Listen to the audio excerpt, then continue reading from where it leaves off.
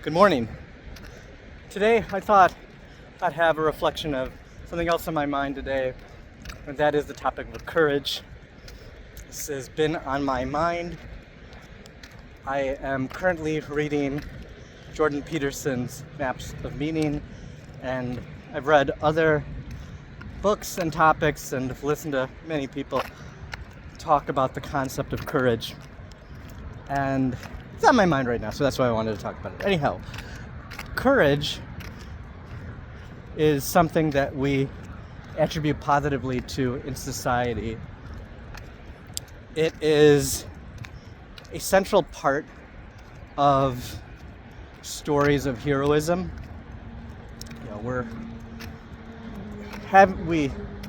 In terms of modern art form, we are sort of exiting kind of a theatrical epoch or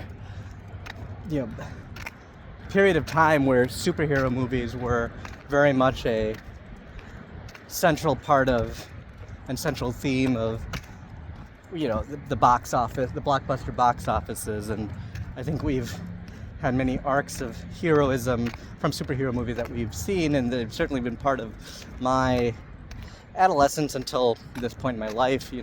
I think 18 to 40. I think I still remember when I grew up with concepts of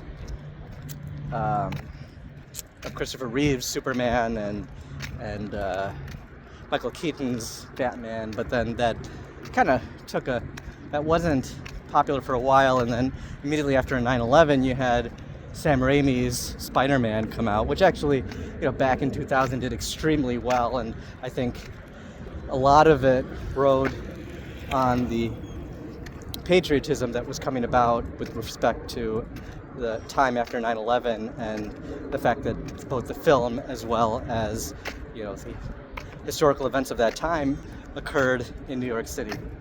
But you had a number of Sam Raimi Spider-Man movies come out, and then later, within an 8-year period, then you started to have the Marvel movies come out, first with Iron Man, and then the whole Avengers movies that led to Endgame and whatnot. But those evolved over time. I think right now we're starting to see an exhaustion of what I think people have observed out of superhero movies with respect to the cycling of Joseph Campbell's hero's journey. And it's some of the more modern hero movies have a little bit more of a central focus on identity rather than action, and finding acceptance of the tribe. One movie that I think about a lot, it's not brand new, but I think about it a lot because it actually was a fairly well done movie. Was one of the Predator movies. I honestly forgot the title. Not this new Predator Badlands, but it's this Predator movie that came out prior to that involved a female protagonist, and I thought it was relatively well done, certainly better than most of the Predator movies. However, the central theme was not that the protagonist fundamentally changed. I think when you think about the first Predator movie with Arnold Schwarzenegger, the hero fundamentally changes. Arnold's character fundamentally changes. But in this movie, it was a lot more about her tribe and her community not accepting her, and then she performs a variety of deeds overcoming a predator, and then in the conclusion she's accepted by her tribe as a worthy warrior. So it's about achieving worthiness in the eyes of the community. And so there's other examples of this, but I think currently we're seeing a postmodernist viewpoint and vantage point of heroism that is an alteration of the classic structure that we've seen since the dawn of time, which aligns very much with Joseph Campbell's hero's journey and aligns very much with the stories of old that align with, you know, archetypes from the Bible and, you know, heroic stories that are ancient, like involving Horus and Osiris. And I think there is some commonality that is worth discussing as it comes down to courage.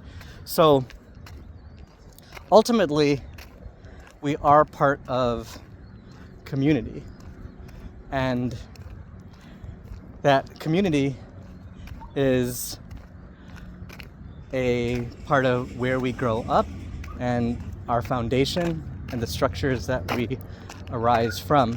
We find, as we grow up and we build ourselves, we find security in the community, we accept the norms of the community.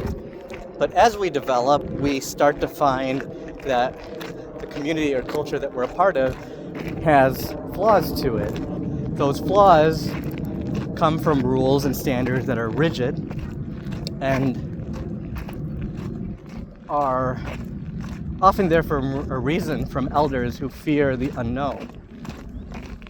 And it is the hero of a story who goes into the unknown, into the chaos of the unknown, where there is risk and there is fear of failure and there is fear of death. But in that place, the hero finds something within that unknown. Rules, principles, enlightenment, the shadow of his or herself. From that, they emerge and they return to the culture or structure, and then they bring about a change that reforms and improves the structure that's in front of them. That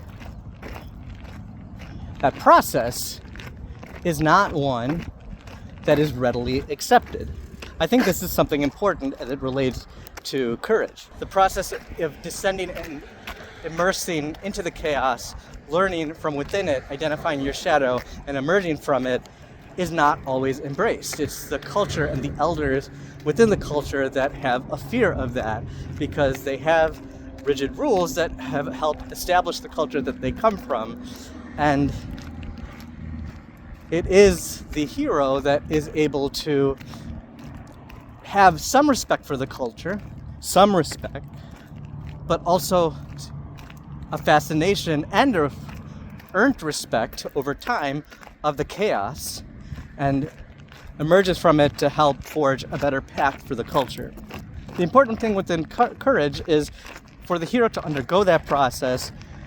They undergo and they subject themselves to criticism. They subject themselves to scorn. They subject themselves to individuals who think what they are doing is wrong or dangerous and could subjugate the structure within them. Lots of people want to do the right thing, but ultimately they lack courage. The failure of courage comes from the inability to separate from the tribe in a necessary manner to be creative, innovate, and forge a better future and forge a better society. We do not want to, it is not our inherent desire to separate from the tribe that shields and protects us and provides us with community. We don't want to do that. And a tribe for us can be, our community, it could be our movement, right? I think people try to be courageous in political action and cultural movements, but even those cultural movements have their own tribalism to them. And people don't want to deviate from them if they're found, even if they feel somewhat enlightened by, the opposition that they encounter in front of them. So you see that a lot in modern political discourse. But ultimately, courage is about, a key component to courage is being able to separate yourself from the tribe in a manner that you find worthy of doing. There is a point in American history where if you oppose slavery, you would be courageous.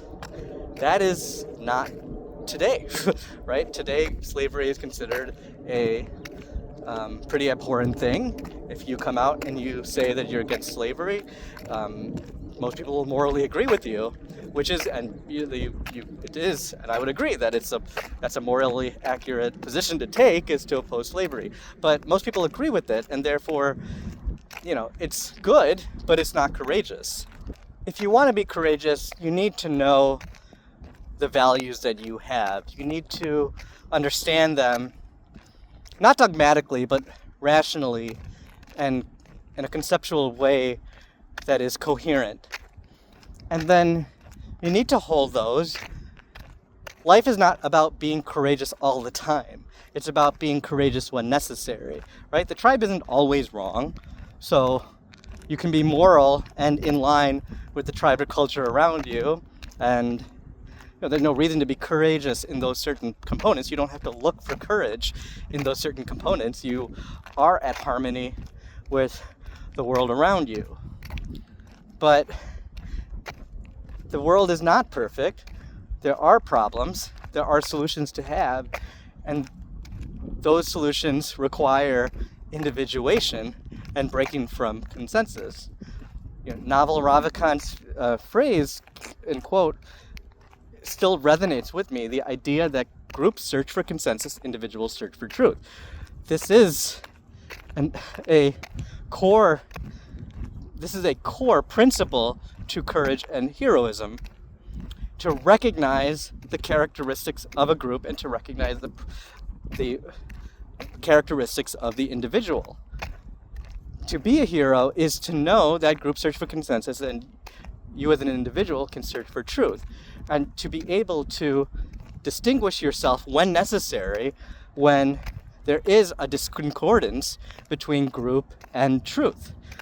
This doesn't always happen. It happens in particular instances where problems need to be solved and groups are holding on to prior structures and prior culture for fear of a subversion of that culture or structure, and adhering to that disallows for problems to be solved.